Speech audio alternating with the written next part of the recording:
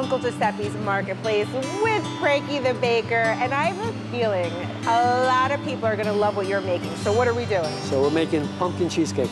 All you have to say was pumpkin. You got your cream cheese, you got your sour cream, and your sugar. Stand back. I shall. So you want to whip this up, get some air inside the cream cheese and the sugar. You add your eggs, pan is buttered, and also with the cheesecakes, we use a water bath to cook. So that's your pumpkin puree? Yep, pumpkin pie puree. You got your pumpkin spice, and now you put a little bit of cornstarch. To make it fluffy, you got the water bath, which steams the cake itself. That's what brings the fluff to American cheesecake.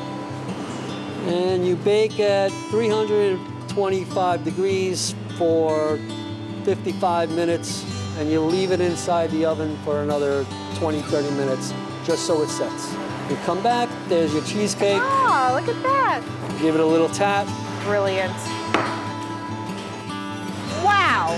And there it is, pumpkin cheesecake here at Uncle Giuseppe's. That's beautiful. So if you'd like to try this at home, head to our website, news12.com, and the recipe will be there. Frankie, thank you. All right, thank you.